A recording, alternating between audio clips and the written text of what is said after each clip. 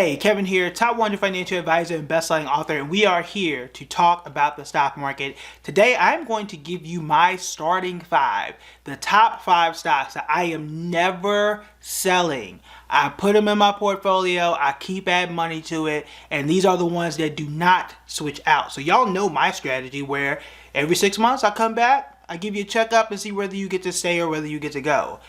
Except for these five. I'm actually going to give you a bonus, so it'll really be six. But anyway, that's it. These are my five that I'm sticking with. I'll give you reasons as to why and what they are in just a second. But before we do, we got to do a little housekeeping. We hit 3,000 subscribers on YouTube. I appreciate y'all. This has been a fun and amazing journey for the short time that we've been on YouTube.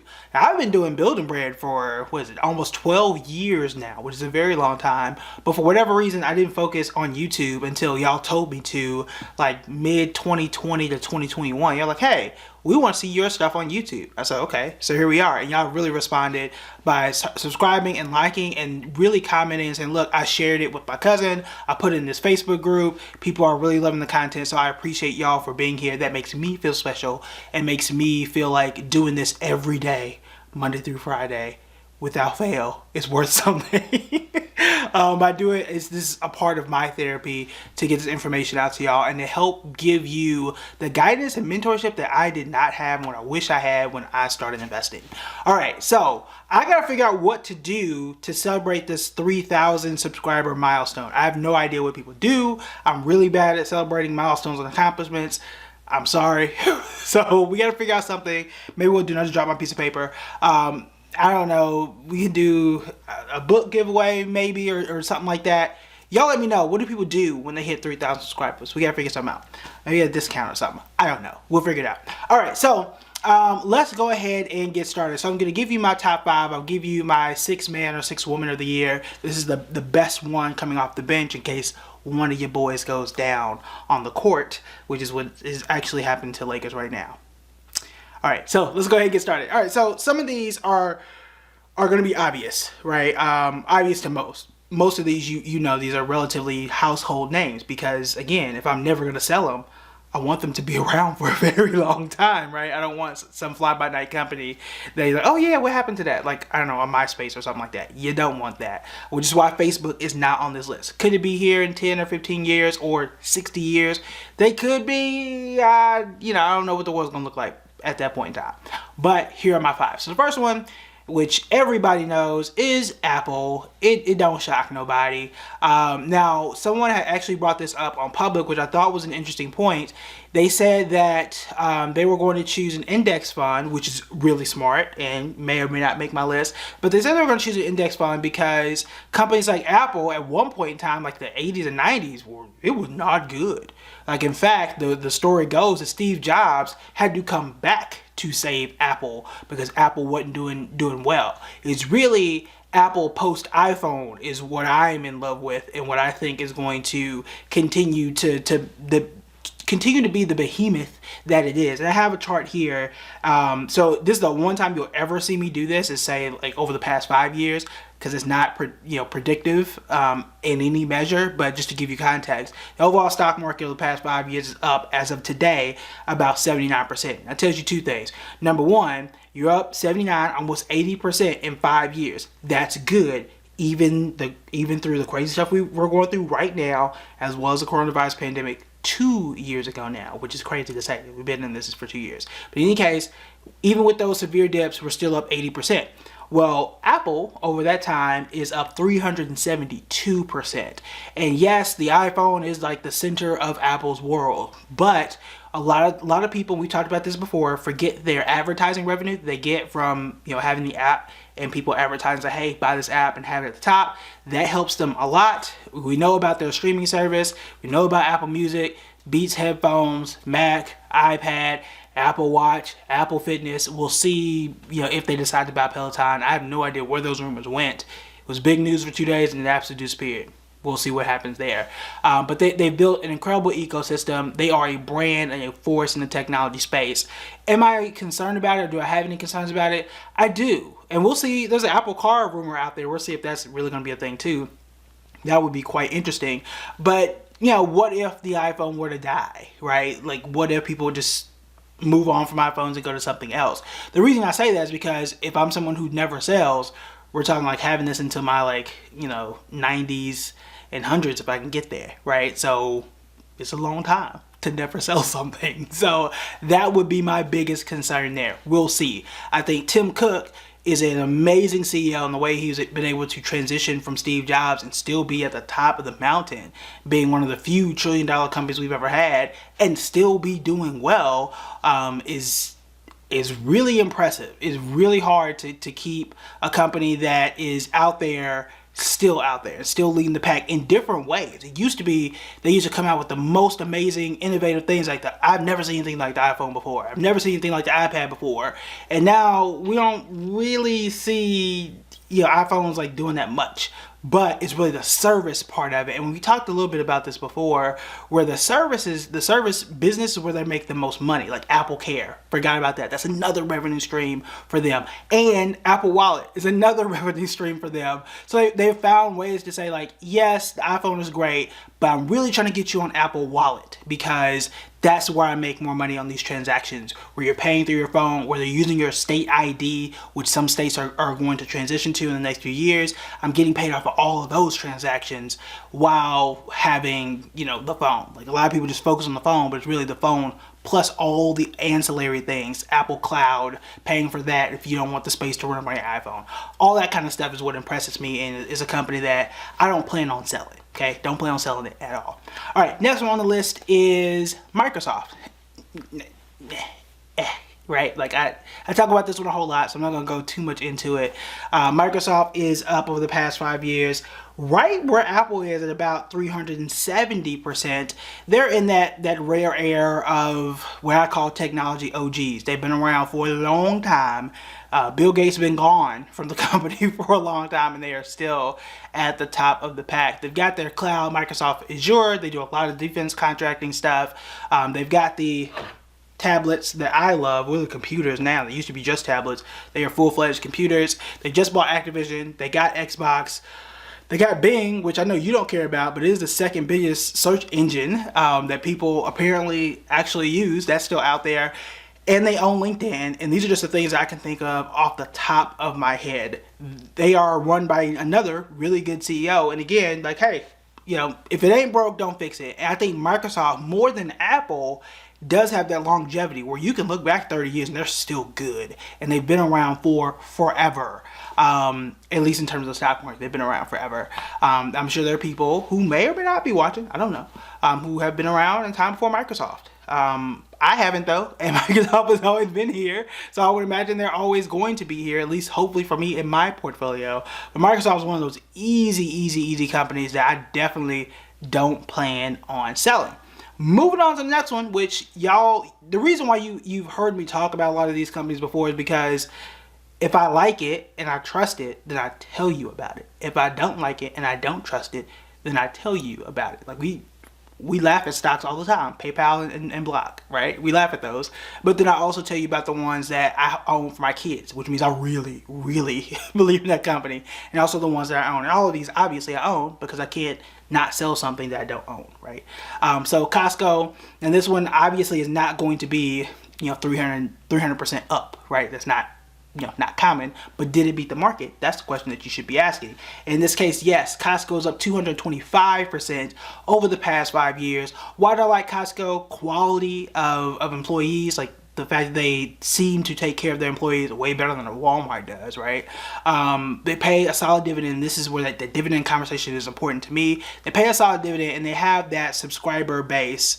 My timer is going off. They have the I say subscriber base, but yes, their membership, where they get people and they stick with them, right? We're talking above 90% of people who get their Costco subscription come back, which is great. I get you in the door one time, and you are staying for basically life for Costco. They're in a business where it is essential. We saw this at the very beginning of the pandemic, where even where there's inflation, people still going to Costco. If it's a pandemic, people still going to Costco. You got to eat, you're going to Costco. Getting gas, you're going to Costco. So Costco is one of those spaces where it's really hard for them to lose. Now they've got competition. They got Sam's Club, they got Amazon, they got Target, they got Whole Foods, which is owned by Amazon, so technically it's the same thing. But CVS, like I could keep going on and on here about the competition that they have. But the way that their business is organized, the dividends that they pay, and again, that subscription base that people love going into their stores and having the experience at the store is a space that I like. And the fact that they're in mostly the grocery defensive space is a great place, especially in times like this where the market has been hectic really all year long. And it's a company that I've been real loud about since 2020. And if you've been around since 2020 with me, it's paid off. But it's definitely one. I know my daughter, she's probably the one who owns the most shares of Costco in the house. I personally need to catch up, but I got some. I'll be adding more, obviously, and it's one I really don't plan on selling. It's kind of one of those ones, like, I can depend on it. I don't have to worry about the technology piece. Groceries aren't going anywhere anytime soon. People need toilet paper and stuff, not going anywhere anytime soon. So, it's a very, very easy pick that's not going to be, 370% up, but it's still doing quite well, again, at 225% gains over the past 5 years. All right, next on the list, actually, let me make a correction. Costco's actually up 204%. I'm sorry, 204% over the past 5 years, which is still incredible compared to the 80% that the overall stock market is, the S&P 500. It is Google, my mistake, it is Google that is up 225% over the past 5 years, which is actually pretty astounding. You've got 225 for Google and then 204 for Costco. And for Costco to even be in the space of where Google is pretty interesting, because we know technology companies to be an absolute rocket ship, with the exception of this year, right? So Google, I mean, it's really one of the ones that I don't have to worry about. It's probably the one I worry about the absolute least, probably, I think, for me anyway. Now, I'm a little bit biased, I'll tell you that now. I was an intern many moons ago in Mountain View, California, and fell in love with the company ever since. Once I transitioned to get into the investing space, and once we had fractional shares, because Google has always been expensive for your boy. When I started investing, it was always like $800 a share, thousands of dollars a share, and I couldn't afford it back then. But now we have fractional shares, it makes it a lot easier. And since then, since it's become easier to afford and invest, I've been a big fan of the stock. They own a lot of, I don't want to say they own a lot of your life, but they own a lot of your time. So if you got Gmail, if you got YouTube, if you ever search for anything on the internet, if you got Chrome, if you got an Android, you are in Google's atmosphere, right? And that's not including the Google One storage. I'm probably leaving out a whole bunch of other things that they own and they have. And they're real big about sharing information in terms of like, what time does my favorite Korean chicken wing spot open? And can I call them, right? Can I send them an email via Gmail? All that stuff, they're very, very, very good at. And the way their business model works is really interesting. For the most part, their stuff is free. That's what it is. It is free. You get hooked on it, and then they push out advertisements to you. If you're not into that, and that's not their primary business. It's still a primary business, but they've also transitioned to a lot of hardware. So we talked a lot about the Android phones. They also got YouTube TV, which is different than the regular YouTube. It's a streaming service for live TV. That's how I watch all my sports stuff. They also have, I'm thinking of the speakers, Google Assistant, the Google Assistant speaker. They moved into that space too. They also moved, I think they own Nest, the security camera software. I think it's Nest. There are a bunch of them out there.